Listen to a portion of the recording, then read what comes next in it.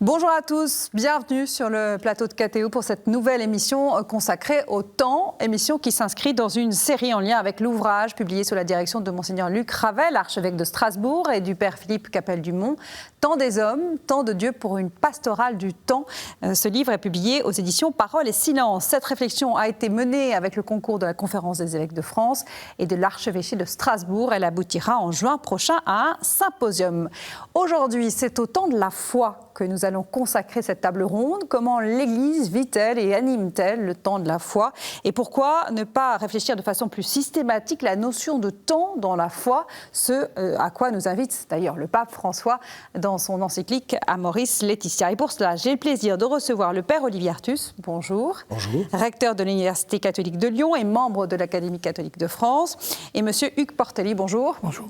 Président de l'Académie catholique de France, professeur des universités et doyen de la faculté de sciences sociales et économiques à l'Institut catholique de Paris. Ensemble, messieurs, nous allons tenter d'éclairer la façon dont l'annonce du kérygme se déploie dans notre histoire très humaine, comment l'Église doit vivre et animer ce temps de la foi à tous les âges de la vie et dans tous les temps. Père, dans votre contribution à ce livre, vous évoquez la façon dont la Bible se déploie dans le temps de la foi, et notamment après l'exil du peuple hébreu, qui, dites-vous, est une césure dans l'histoire de ce peuple. Effectivement, la réflexion sur la temporalité qui a été initiée par Monseigneur Ravel m'a immédiatement fait penser au débat interne au texte biblique, donc dans la Bible hébraïque et dans le Pentateuque, où une question se pose, c'est comment Dieu a-t-il laissé se passer la catastrophe de l'exil? Comment nous a fait-il perdre notre royaume, notre temple, notre clergé? Et au fond, qui vraiment est Dieu? Et des réponses théologiques se façonnent dans ce temps de l'exil, et on va avoir deux types de réponses qui vont émerger et qui ont un rapport très différent au temps et à la foi. Alors, une réponse qui est élaborée par les prêtres, que l'on appelle la réponse sacerdotale, selon laquelle au fond, l'histoire ne compte pas tellement.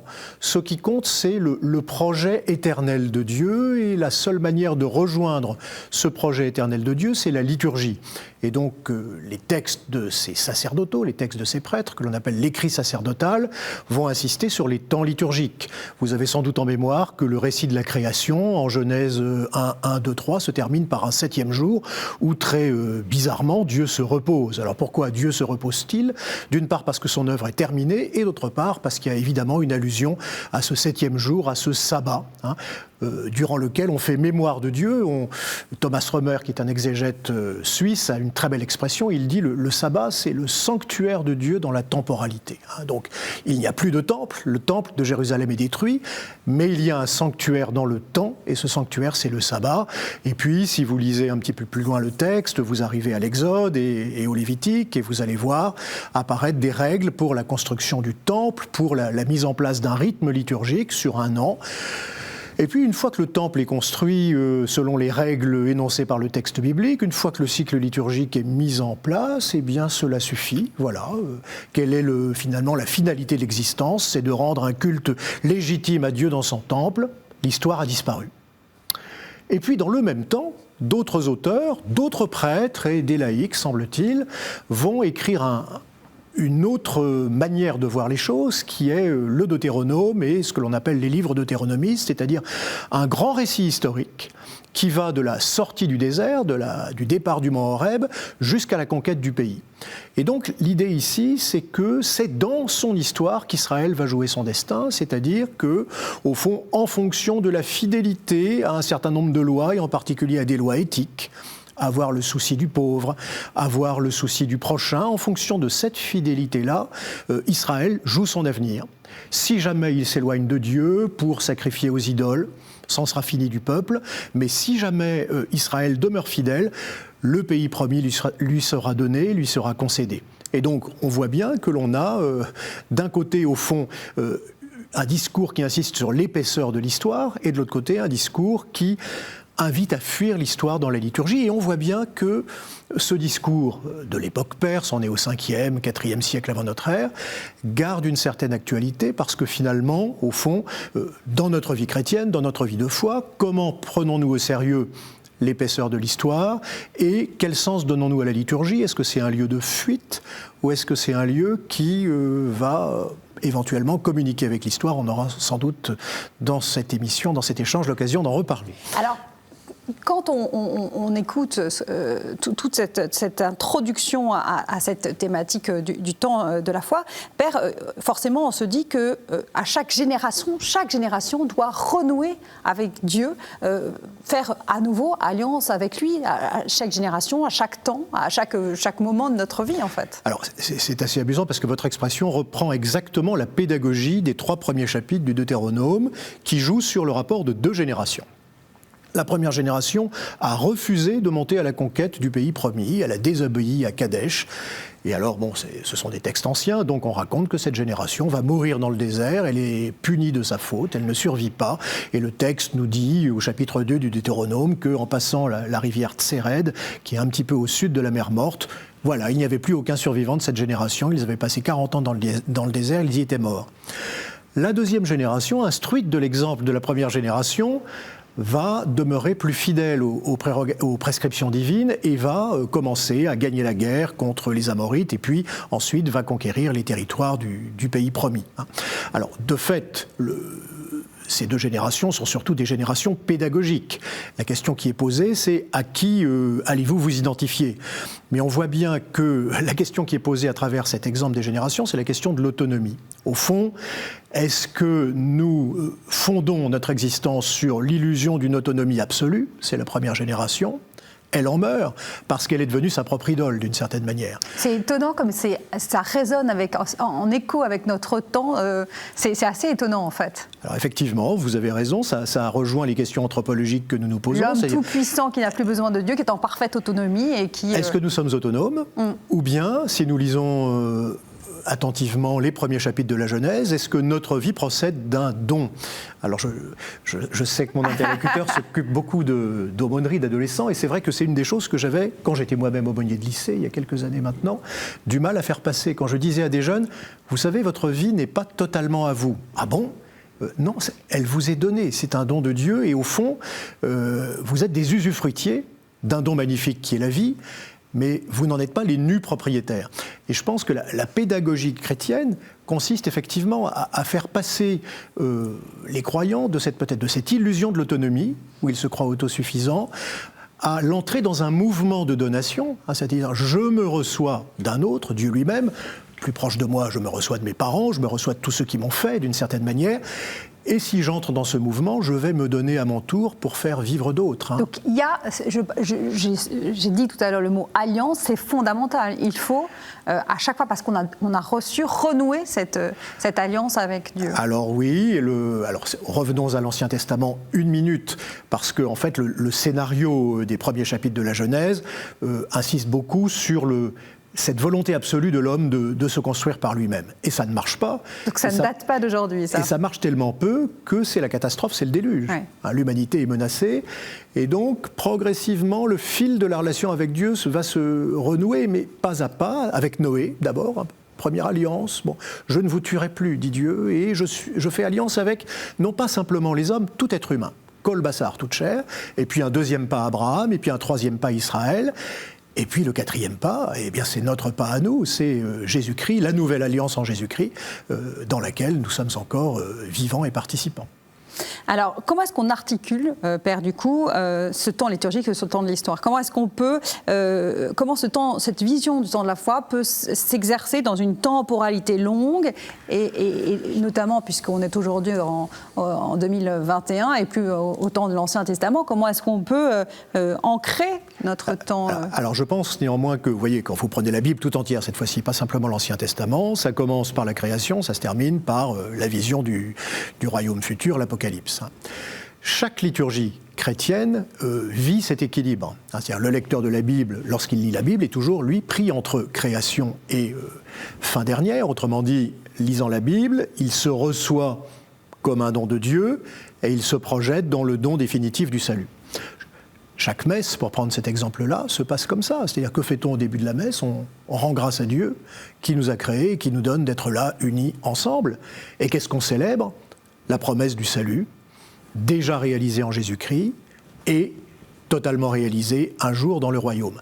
Donc autrement dit, la liturgie, dans le rythme chrétien de la liturgie, renvoie au temps. Et donc on voit bien que le christianisme a finalement combiné des temps liturgiques spécifiques, mais qui ne sont pas hors histoire, c'est-à-dire qui reconnaissent tout ce qui précède la célébration et ce à quoi elle renvoie, c'est-à-dire la promesse du salut, mais aussi la mise en œuvre concrète, je dirais, de ce salut témoigné par les chrétiens, dans la mesure où la liturgie débouche sur un engagement éthique. Quand je vais à la messe, c'est pas « ite missa est » ou « aller dans la paix du Christ », ce n'est pas fini, je dirais que ça commence, et ça commence dans la mesure où cette charité que j'ai célébrée dans l'Eucharistie, je vais maintenant essayer de la mettre en œuvre dans ma vie quotidienne.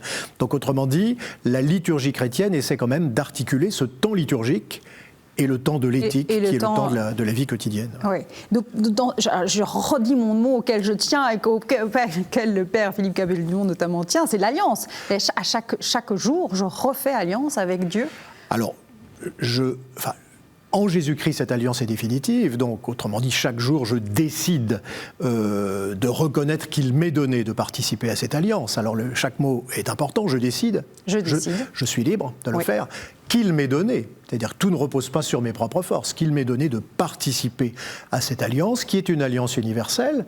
C'est ça sans doute l'accomplissement, je dirais, d'Israël, c'est que Israël est un petit médiateur de l'alliance, c'est un peuple faible et isolé, et au fond, au sein de ce peuple émerge Jésus, qui universalise la promesse faite à Israël, et donc, autrement dit, il appartient à tout homme de se reconnaître comme appelé par le Christ, et de devenir partie prenante de ce mouvement d'alliance qui, potentiellement, ne laisse nul de côté, et particulièrement ceux qui se penseraient mis de côté par leur itinéraire de vie, par ce qui leur est arrivé, par les accidents de la vie qui leur est arrivé. Autrement dit, l'universalité, c'est pas simplement tous les peuples, c'est aussi toutes les situations de vie, et on sait bien que notre société contemporaine compte pas mal de vies fracturées par différents événements. C'est exactement le propos de l'encyclique du pape Amoris Laetitia qui veut accompagner chaque homme, chaque femme sur son chemin de vie, là où il se trouve. Enfin, là, on est pour le coup dans une vraie pastorale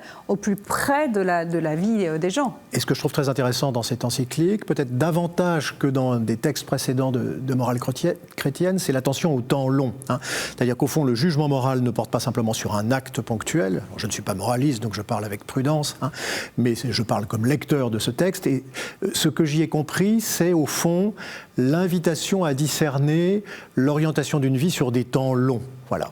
Autrement dit, prendre le temps de l'analyse avant je dirais, d'un discernement moral sur, non pas simplement un acte isolé, mais sur la construction d'un itinéraire. Le discernement moral doit porter toujours sur cet itinéraire, chrétien ou pas, mais appelé à le devenir, et donc sur la manière dont quelqu'un peut progresser dans la foi au cours de son existence, assumant ainsi dans cette progression les accidents qui peuvent marquer une vie morale. C'est une vision qui est quand même radicalement différente de celle qu'on a pu avoir auparavant, et qui était une vision très moraliste, du permis, pas permis, du bien et du mal. Là, les fenêtres sont quand même largement ouvertes. Alors l'exégète de l'Ancien Testament se retranche sur son Aventin, c'est-à-dire sur les deux générations dont on parlait tout à l'heure. Vous voyez bien que le jugement d'Israël ne s'exerce pas, Dieu merci, sur une seule génération. Sinon, il n'y aurait plus d'Israël. Il n'y aurait plus d'Israël. La deuxième génération hérite de la promesse. Et au fond, Israël comme peuple hérite de la promesse, quoi qu'il en soit, de la défaillance d'une génération. Je dirais peut-être que dans notre vie, il en va de même. C'est-à-dire que, bien sûr, nous tombons, et pourtant la promesse ne nous est pas retirée. Et au fond, c'est sans doute ça l'insistance du pape François, c'est de nous dire, ok, il y a évidemment des fautes objectives, ponctuelles et parfois graves, et pourtant la promesse ne t'est pas retirée. C'est ta vie que tu construis, c'est pas un moment particulier de ta vie. C'est comme ça que je le dirais. Il y a un autre mot important qu'on n'a pas encore prononcé, c'est celui de charité. Celui qui s'engage dans la foi s'engage aussi dans la charité vis-à-vis de ses prochains, de ceux qui ne sont pas dans le chemin, dans le droit chemin, s'il existe un droit chemin, en tout cas celui qui tend vers le Christ. Il faut exercer cette miséricorde, cette charité envers nos prochains là où ils se trouvent. Vous avez vraiment raison de souligner ce point, parce que c'est un point absolument constant constant dans l'Écriture. Vous ne trouvez pas un corpus scripturaire, Ancien ou Nouveau Testament, qui fasse l'impasse sur les pauvres. Hein. Alors il y a un texte dont on parle assez peu, y compris dans les encycliques, c'est le Deutéronome. C'est un des plus beaux textes de morale sociale de l'Écriture. Et au fond, l'idée de ce texte, c'est de dire « tu ne peux pas mener ta vie sans souci du pauvre. Ta fête liturgique n'a de valeur que si tu y associes le pauvre. » Et donc il y a toute une série de mesures extrêmement concrètes qui visent à réintégrer les pauvres au cœur de la vie sociale, des mesures en particulier de dons, qui leur permettent de refonder une famille, de refonder une petite entreprise agricole, puisqu'on est dans une société agricole. Et donc l'idée de ce livre du Deutéronome, c'est vraiment d'articuler la vie de foi et le souci des plus pauvres, en sachant donc que le pauvre est un frère, et non pas un autre, il est un frère, et que si tu n'associes pas ce frère-là à ta vie de foi, au fond, tu te fais des illusions. Bien entendu, le Nouveau Testament va surenchérir, et donc c'est l'esprit des béatitudes, c'est l'esprit de la parabole du jugement dernier, c'est-à-dire que, au fond, le pauvre devient une figure du Christ, il devient le sacrement du Christ. Celui que je ne voudrais pas trop voir spontanément devient celui par lequel le Christ se révèle finalement. Donc renversement total des valeurs usuelles de la société ancienne et peut-être aussi de la société contemporaine. C'est toute la révolution du christianisme. Alors donner à Dieu le temps de faire son œuvre, Hugues Portelli, j'imagine que c'est quelque chose qu'on a en tête quand en plus des fonctions que j'ai données en introduction de cette émission, on s'occupe de la d'aumônerie, on est responsable d'aumônerie au sein de son diocèse, le vôtre c'est Pontoise.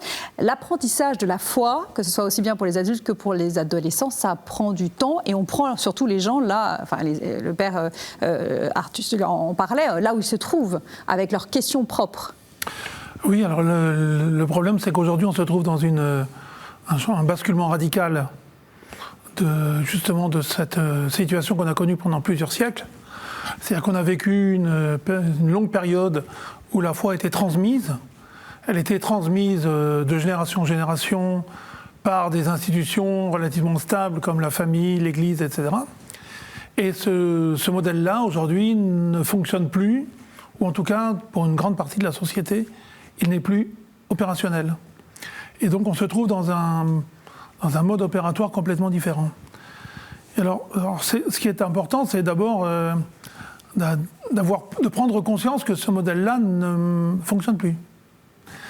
Dans l'histoire de notre pays, on a connu deux grandes phases de rupture, de crise. La première, c'était au moment de la Révolution. Mais bon, finalement, petit à petit, les choses ont été en quelque sorte restaurées au sens étymologique du terme. Et puis la deuxième phase, c'est celle des années proches, c'est-à-dire les années 1960-1970, où là, il y a une rupture de transmission qui est particulièrement importante parce qu'elle concerne les élites, qu'elles soient civiles ou religieuses, et elle concerne aussi la société elle-même. Et ça se combine avec des facteurs démographiques, sociaux, économiques, etc. Qui fait que du coup, on se retrouve dans un nouveau modèle, enfin un nouveau cas de figure, où la question de l'apprentissage et de la connaissance de la foi se pose de façon complètement nouvelle. Alors je pense qu'il y a plusieurs dimensions là-dedans. Il y a le fait que, en quelque sorte, le catéchuménat devient le modèle principal. Parce que, alors on dit souvent le catéchumène, c'est celui qui, le grand adolescent ou l'adulte, décide découvre Dieu, ou essaye de découvrir Dieu, et donc il se tourne vers l'Église, vers les chrétiens qu'il connaît pour faire cet apprentissage. Mais il faut savoir que même les jeunes, aujourd'hui, sont des catéchumènes. Pour une raison très simple. Même déjà baptisés. Oui, pour une raison très simple, c'est que il y a beaucoup d'enfants aujourd'hui qui n'ont plus de culture religieuse dans leur famille, même quand la famille est formellement catholique, oui. etc. Il y a un point, il y a un passage qui est le baptême, mais après on laisse l'enfant en déshérence. Donc on laisse en déshérence. Éventuellement, on va l'amener au catéchisme parce qu'on a besoin qu'il ait quelques valeurs qui le durcissent un peu. Mais on ne parlera jamais de religion, on ne parlera jamais de foi dans la cellule familiale. On n'en parlera jamais à l'école ou ailleurs, école publique ou ailleurs. Et donc du coup, l'enfant va va faire sa découverte. Va faire sa découverte et il va, en discutant avec d'autres camarades ou d'autres membres de sa famille qui, eux, sont encore raccrochés à l'église, eh bien, va leur demander comment que ça se passe, qu'est-ce qu'il y a là-dedans. Et puis, il y a les catéchumènes dont on parle souvent, c'est les plus grands. Ceux qui, chaque année, font les grandes fêtes de la Pentecôte. Mais bon, pour un catéchumène de gagner, il y a 20 anciens enfants qui avaient la transmission de la foi de perdus. Oui. Et moi, je vous dirais une chose, c'est que jamais autant que ces dernières années, on a connu, par exemple, de demandes de reniement de baptême. Et le reniement de baptême, c'est bien la preuve que même ceux à qui on l'a transmis ne sont pas d'accord. Ils ne sont pas d'accord avec ça. Ils veulent faire un choix personnel. Alors, le double aspect de cette découverte de la foi, c'est premièrement qu'elle se fait de plus en plus en dehors du modèle de transmission ancien, et deuxièmement que c'est une démarche personnelle, individuelle, j'allais dire. C'est-à-dire que c'est quelqu'un qui décide d'y aller et qui va faire lui-même son apprentissage et qui va essayer de passer par les étapes. Alors du coup, ça pose des difficultés pratiques quand vous êtes en aumônerie, c'est que vous avez les deux publics en même temps. Et vous n'allez pas infliger à quelqu'un qui arrive, vous avez la chance d'avoir des jeunes qui découvrent Dieu, vous n'allez pas leur dire, bon, tu vas faire le parcours du combattant de la foi, avec toutes les étapes, toutes les années, etc. Donc il faut s'adapter au public que vous avez. Complètement. Et donc, voilà, ça c'est la première marque de cette période nouvelle. La seconde aussi, c'est que tout dépend de ce qu'on appelle la foi. Et pour ça, je crois qu'il ne faut pas partir tellement du contenu, mais il faut partir de celui ou de celle qui demande. Qu'est-ce qu'il attend ? Qu'est-ce qu'il attend ? Qu'est-ce qu'il attend ? Est-ce qu'il a besoin d'avoir quelque chose, d'avoir quelqu'un avec un U majuscule qui l'accompagne ?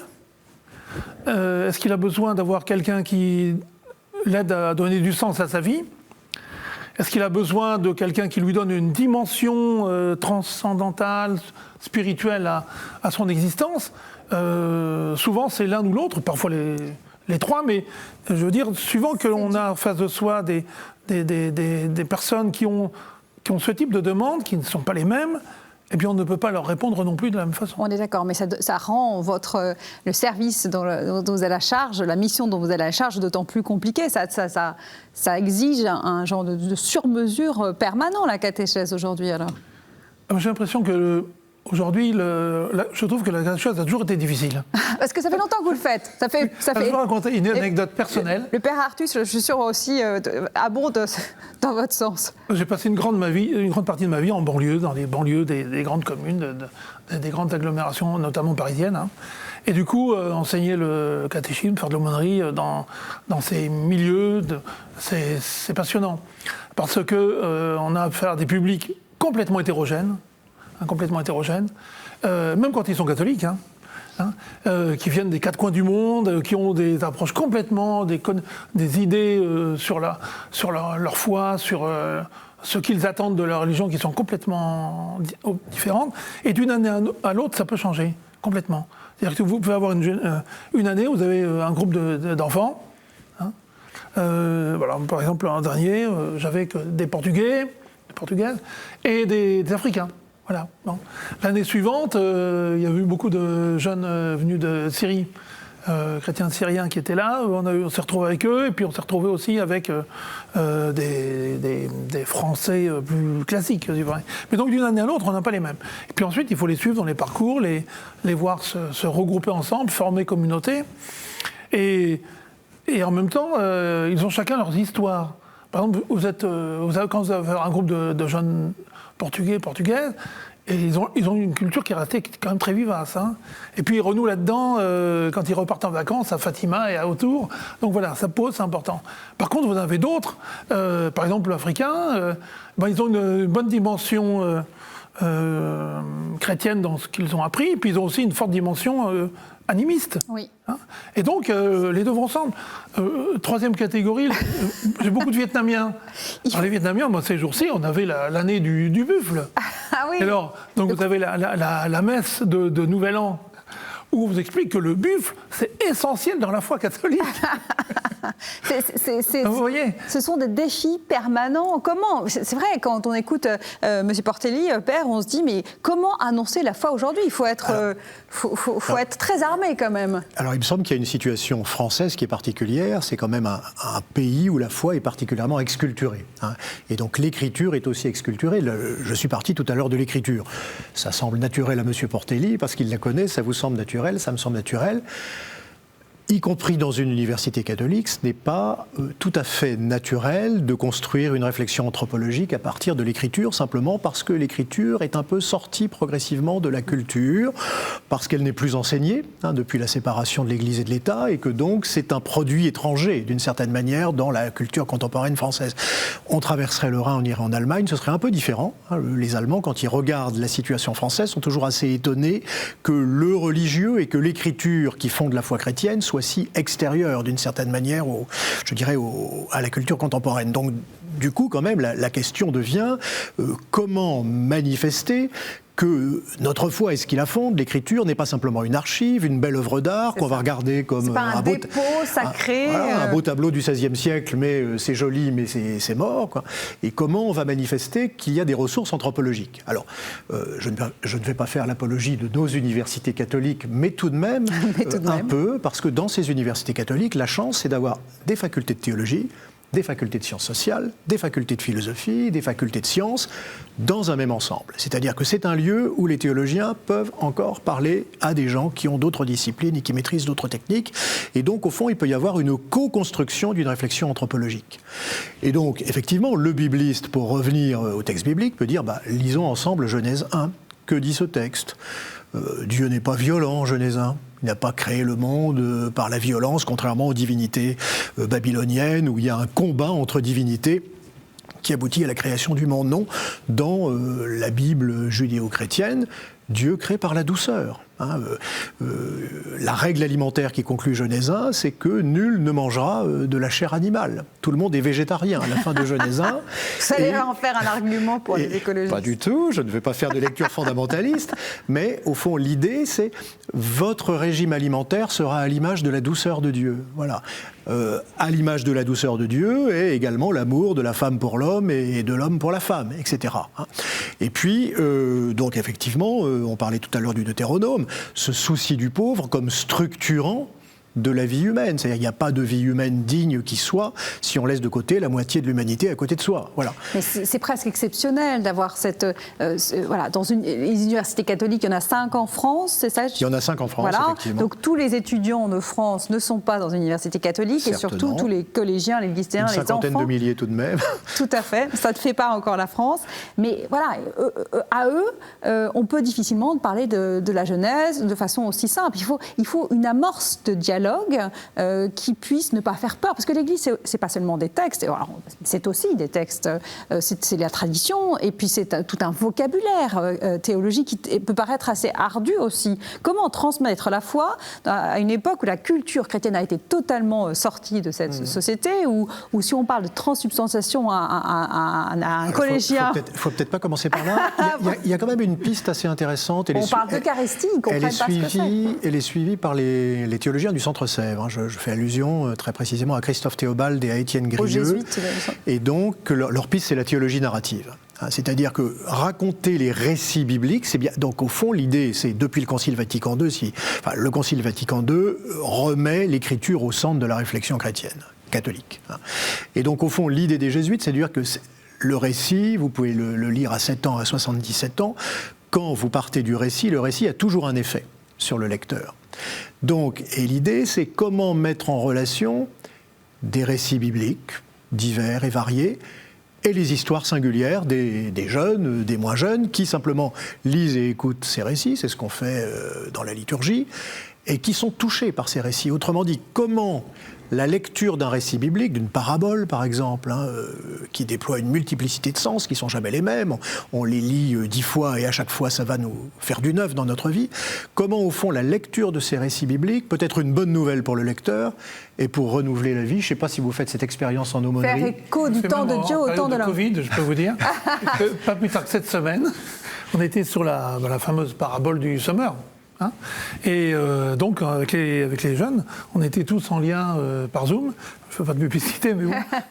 Donc, on était tous en lien les uns les autres. On leur avait envoyé une semaine auparavant la parabole.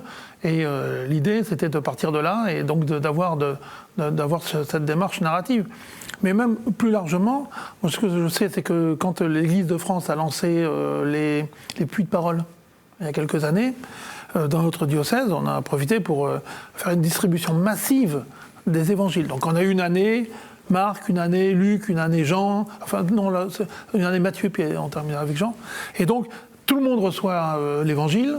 Et puis alors l'idée, c'est qu'on essaye de le commenter même de façon complètement spontanée, et en même temps on s'en sert comme instrument pour accompagner la catéchèse. Et donc ça nous permet d'avoir un récit évangélique complet. Et puis en même temps, à l'intérieur de ce récit, on en prend si je puis dire, les bonnes feuilles pour alimenter l'apprentissage ensemble. Et là, il y a une redécouverte, je ne sais pas si vous avez à l'esprit Verbum Domini, qui est donc l'exhortation post-synodale de Benoît XVI. Alors, Benoît XVI est un homme qui a beaucoup d'humour, et donc il parle de la messe, de la lecture de l'écriture à la messe. Donc alors d'abord, c'est très sérieux, il dit... cette lecture de l'écriture a une dimension quasi sacramentelle, c'est-à-dire que le Christ manifesté dans les Écritures, proclamé lors de la liturgie eucharistique, sera ensuite présent par la consécration.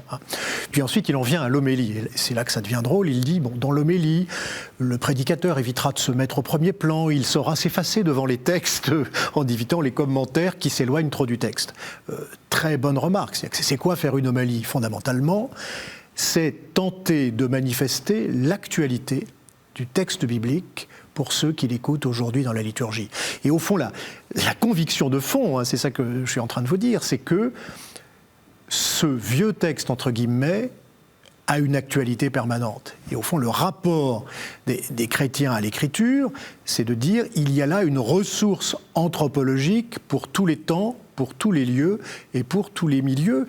Et il se trouve que j'ai fait 15 ans de suite cours à Bangalore, en Inde, à des jeunes prêtres indiens qui apprenaient la Bible pour devenir prof de séminaire.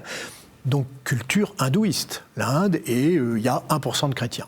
Et donc, on faisait le détour d'Israël. Et donc, ils me disaient, mais comment ça ? Pourquoi, moi, qui ai une culture hindoue, je suis obligé de passer par ce détour d'Israël pour rencontrer le Christ? Alors je lui disais, il n'y a pas que vous qui faites un détour. Moi, je suis un gallo-romain, je ne suis pas du Proche-Orient, et donc le gallo-romain, il fait le même détour que vous. Il fait le détour par les cultures juives pour rencontrer le Christ. Pourquoi? Parce qu'on essaye dans l'Écriture de rencontrer la singularité d'un homme, le Christ. Et donc le lieu par excellence où je peux le rencontrer pour nourrir ma foi, c'est l'Écriture. Il n'y en a pas d'autre, parce que dans ce lieu-là, je le laisse parler. Ce n'est plus moi qui parle, c'est-à-dire que c'est lui qui parle le premier et qui me fait réagir. Donc au fond, écouter l'Écriture, ça commence par se taire. Voilà. Je me tais, j'écoute le texte, je vois comment je réagis. Et effectivement, pour comprendre le texte, comme Jésus est juif, je suis obligé de faire le détour d'Israël, qui va vraiment me donner la saveur de la rencontre de ce Jésus de Nazareth, notre Seigneur. Hugues Cortellier, est-ce que vous arrivez à faire cette rencontre, à faire rencontrer vos collégiens, vos lycéens avec ce Jésus de Nazareth? Oui, y compris en leur expliquant que Jésus est un rabbin, et que donc il pratique l'humour juif. Et donc c'est important de rentrer, par exemple, dans le système de questionnement où on répond à une question par une autre question. C'est souvent d'ailleurs une échappatoire bien pratique. Pour celui qui enseigne? Pour celui qui enseigne. Mais, je crois que c'est important. Et alors, ce qui est difficile, c'est que, on parlait tout à l'heure justement de la déchristianisation de l'éducation. Aujourd'hui, par exemple, toute la littérature française, toutes les œuvres, tout l'art français, jusqu'au moins au milieu du XIXe siècle, c'est un art, une culture, une littérature chrétienne. Et on ne comprend rien. Par exemple, au grand débat qu'il y a pu y avoir au XVIe, au XVIIe, au XVIIIe siècle, entre les grands courants intellectuels français, si on ne comprend pas qu'ils sont complètement intégrés à l'histoire du catholicisme. Et donc, on est obligé d'expliquer aux jeunes qu'on a en face de nous, que en fait c'est comme ça que ça se passe. Et qu'on est obligé de leur refaire l'histoire.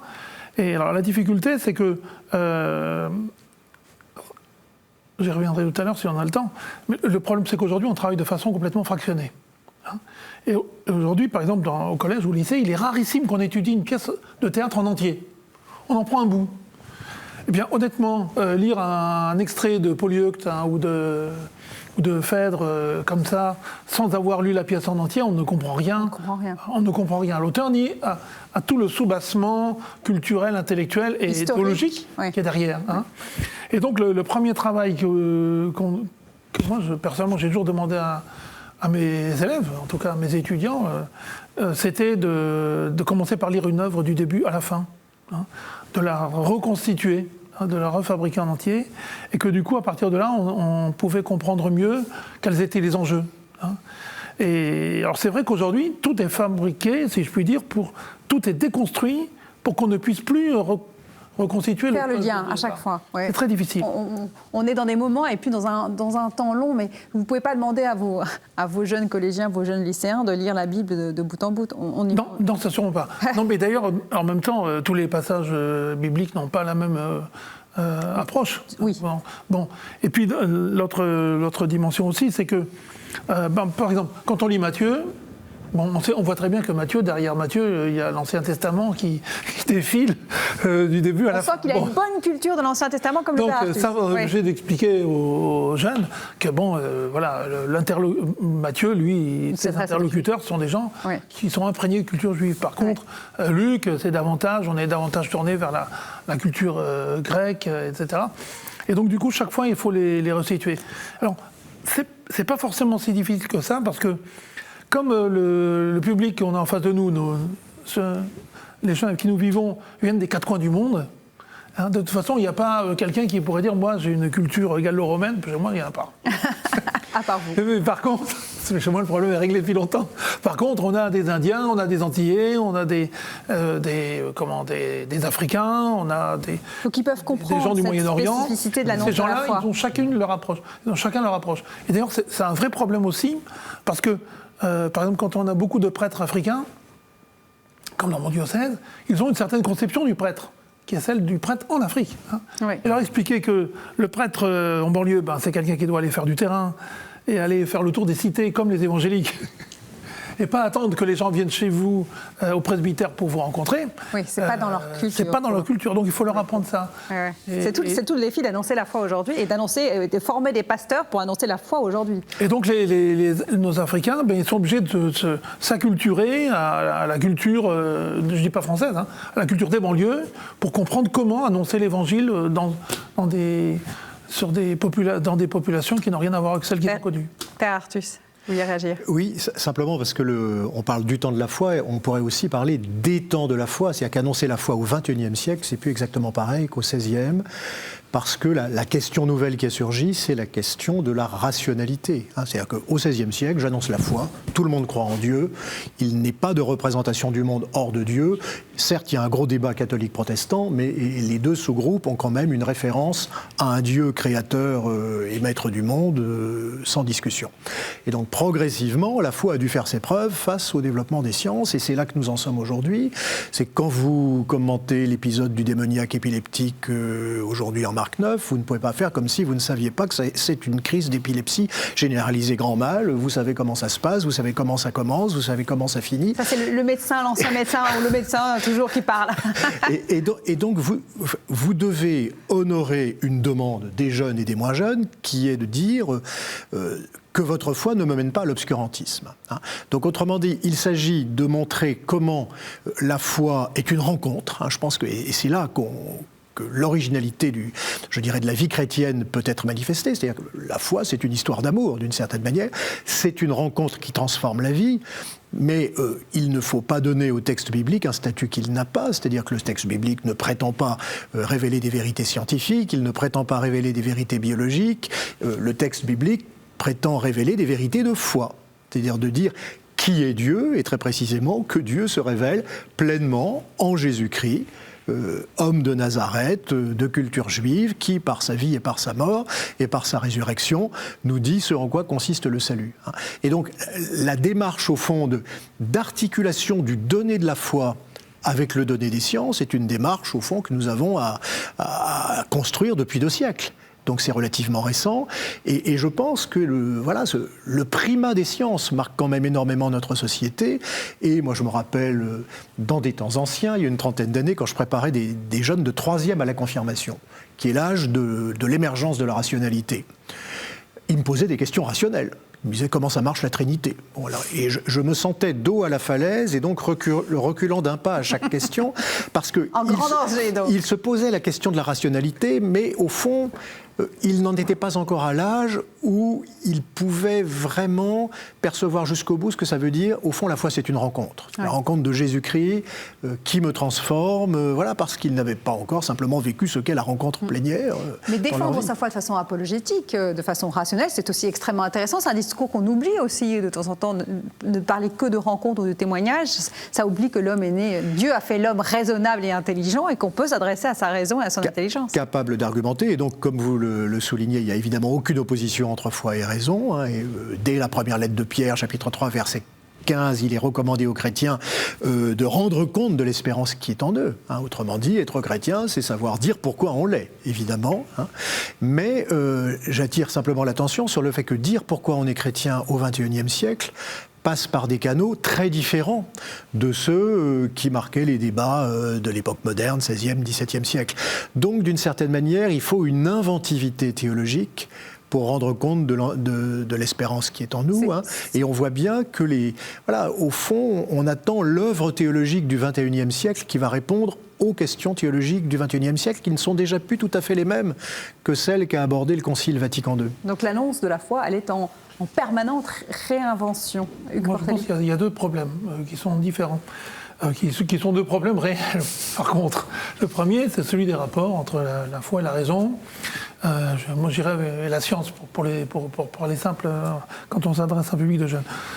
Personnellement, j'ai toujours expliqué que ce sont deux domaines différents, qui n'ont pas les mêmes enjeux, qui sont totalement complémentaires. C'est-à-dire qu'on peut adhérer intégralement aux découvertes scientifiques, se poser aucune question sur la véracité des découvertes scientifiques, et en même temps avoir une démarche de foi, parce que la foi, c'est notre dialogue avec Dieu, c'est autre chose. Bon. Et donc, ce sont deux domaines qui ne sont pas du tout incompatibles, ils sont différents. On peut être parfaitement rationaliste en termes d'analyse des faits, des phénomènes, et puis d'autre part, être chrétien. Ça ne pose pas de difficulté. Entre parenthèses, sur la Trinité, moi j'ai toujours eu une réponse très simple au catéchisme. J'aurais toujours expliqué, la Trinité, c'est Dieu en 3D. Voilà. Et ça marche. Et on est très loin de l'Ancien Testament, là. C'est pas le trèfle des Irlandais.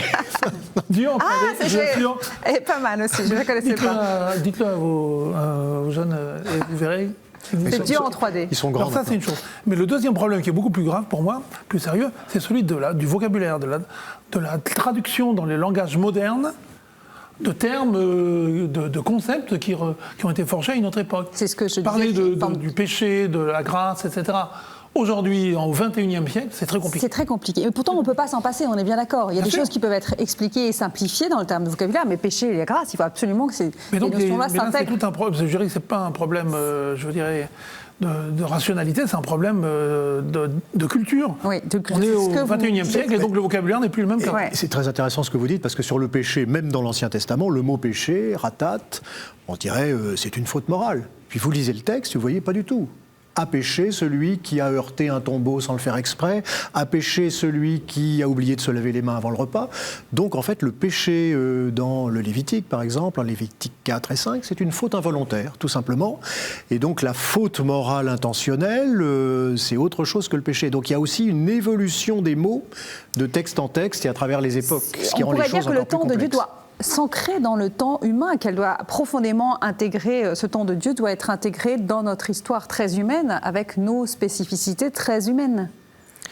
Alors il me semble qu'au fond, le temps de Dieu devient très humain lors de l'incarnation. Oui. C'est-à-dire qu'au fond, l'accès à Dieu en christianisme passe toujours par un vrai homme, Jésus-Christ, qui a connu notre temporalité. C'est-à-dire que la vie de Jésus épouse notre temporalité, nos choix, nos rythmes. Et d'une certaine manière, à la fin du Moyen-Âge, il y avait les imitations de Jésus-Christ. C'est pas pour rien, parce que quand nous disons Dieu, nous ne disons encore rien d'une certaine manière. Nous commençons à dire quelque chose quand nous disons le Dieu de Jésus-Christ. C'est-à-dire que, voilà, ce que je dis de Jésus-Christ, je le dis de Dieu. Et à partir de ce moment-là, je dirais que, d'une certaine manière, la figure du Christ, la vie du Christ, la personne du Christ, me permet de rentrer dans la temporalité de Dieu qui est venue se mettre, je dirais, à mon échelle pour que je le connaisse. C'est toute la grandeur de Dieu. Alors le problème que nous vivons aujourd'hui, c'est que nous sommes dans une période où justement la question de la temporalité explose. Pourquoi ? Parce que nous vivons une époque où il y a une accélération extraordinaire de tout. Je vous renvoie notamment à tous les travaux, on en parlait tout à l'heure, on a parlé d'Armut Rosas sur l'accélération, qui montre qu'aujourd'hui nous vivons dans une société où tout va beaucoup plus vite, et où, du coup, les échelles changent. Par exemple, on est en permanence dans le court terme, dans le jetable, dans l'éphémère. Et du coup, la question, je vois ça avec les enfants que j'ai, la question déjà, c'est l'agenda. Où est-ce qu'on met Dieu dans l'agenda ? Dans notre agenda qui est sur notre portable. Oui. C'est même plus un agenda en papier ou qu'on remplissait, etc. Ça fait bien Aujourd'hui, longtemps. on a un agenda portable. Et d'ailleurs, c'est un agenda qui est terrible parce que l'agenda s'efface. Il n'a pas de mémoire. Le nouvel agenda n'a pas de mémoire. C'est-à-dire, vous avez votre agenda, et puis au bout de 3 mois, les 3 mois d'avant disparaissent. Et ils ne sont pas conservés. Et donc, on est en permanence obligé de se dire, bon, comment vais-je vivre mon temps ? Donc, mon temps de travail, mon temps de loisir, mon temps de réflexion, mon temps de repli sur moi. Et du coup, quel est le temps disponible pour Dieu dans cet agenda-là ? Alors cet agenda-là, on le gère individuellement, mais on le gère aussi socialement, collégialement. Par exemple, quand vous regardez aujourd'hui ce qui se produit au niveau des institutions, la durée des mandats est de plus en plus courte. Et d'ailleurs, en plus, on n'est même pas rééligible. Vous êtes élu, avant d'être élu pour 9 ans, 7 ans, 4 ans aujourd'hui. Autrement dit, vous êtes un président américain, vous êtes élu, la première année, vous prenez vos marques, vous avez 2 ans pour travailler, la 4e année, vous essayez d'être élu. Bon, et puis le 2e mandat, de toute façon, c'est le dernier. Et alors, ça, c'est valable en termes, par exemple, de politique. Mais dans le domaine économique, aujourd'hui, regardez ce qui se passe pour le malheureux patron de Danone. Il est attaqué par des fonds de pension. Or, le problème, c'est qu'aujourd'hui, il faut rendre des comptes à ses actionnaires, non pas tous les ans, mais tous les 3 mois. La remise de compte est trimestrielle. Autrement dit, on est dans l'ultra court terme. Et cela s'est produit en très peu de temps. La suppression de la planification en France, qui est d'ailleurs une réflexion indicative sur le long terme, ça date de la moitié des années 70. On a un nouveau commissaire au plan maintenant. Oui, mais c'est une opération de communication, c'est pas une opération de gestion politique. Pour une raison très simple, c'est qu'il n'y a plus de plan. Mais ce que je voulais dire par là, c'est que tout, aujourd'hui, se réduit. Et du coup, eh bien, cette réduction a une double dimension. La première, c'est que le temps est de plus en plus bref, mais la seconde aussi, c'est que ces temps brefs ne forment pas un temps long. Tout à l'heure, vous parliez d'un itinéraire de vie. Quand on a la chance d'avoir un itinéraire de vie, même avec des accidents, c'est génial. Parce que pour beaucoup de personnes aujourd'hui, il n'y a pas d'itinéraire de vie, même accidentel. Il y a une série d'événements fractionnés qui s'additionnent les uns aux autres et qui forment un ensemble, mais qui ne forment pas forcément un itinéraire. Et ça vous explique que tout soit fait pour que ce parcours soit... qu'on adapte la vie des gens à ce fractionnement et à cet émiettement. On s'est battu pour ou contre le mariage pour tous. Mais bon, aujourd'hui, de toute façon, ça n'a aucune importance. Parce que on a beaucoup plus de gens qui se paxent aujourd'hui que de gens qui se marient, d'une façon ou d'une autre. Et du coup, ce qui est important, c'est le pax. On se marie moins, on ne se marie plus, mais on se paxe. D'ailleurs, on souscrit un engagement à minima. Qui peut être dénoncé par une simple lettre recommandée. Exactement. On arrive presque au terme de cette émission. Tout cela, toute cette réflexion s'inscrit dans cette réflexion générale sur la pastorale du temps. Donc, vous avez parfaitement éclairé tous les défis que se pose aujourd'hui à l'époque moderne l'annonce de la foi, mais comment y répondre voilà. Alors, je pense qu'il faut peut-être faire réagir la vie des gens avec un objet alternatif ou avec des choix de vie alternatifs. Alors l'objet alternatif, c'est la Bible. C'est-à-dire qu'au fond, j'entends bien ce que dit M. Portelli, et donc voilà, faire jouer la différence qu'il peut y avoir effectivement des situations de vie fractionnées, actuelles, précipitées, trop rapides, et la réflexion de fond qu'apporte l'Écriture qui invite à se poser d'une certaine manière. Pose-toi, va dans le désert, écoute. Les grandes figures bibliques, Moïse, Élie, ont des temps de retrait au désert, Jésus. Voilà. Et au fond, dans notre société contemporaine, il y a des lieux de résistance à ces rythmes de vie infernaux décrits par M. Portelli, c'est la vie monastique. Dans mon diocèse, qui est le diocèse de Sens, il y a une abbaye, l'abbaye de la Pierre-qui-Vire. J'ai toujours cet épisode en mémoire, donc un moine qui avait été aux cuisines passe à l'infirmerie. Alors il me dit, bon, tout va bien, l'instrument est le même, c'est le couteau.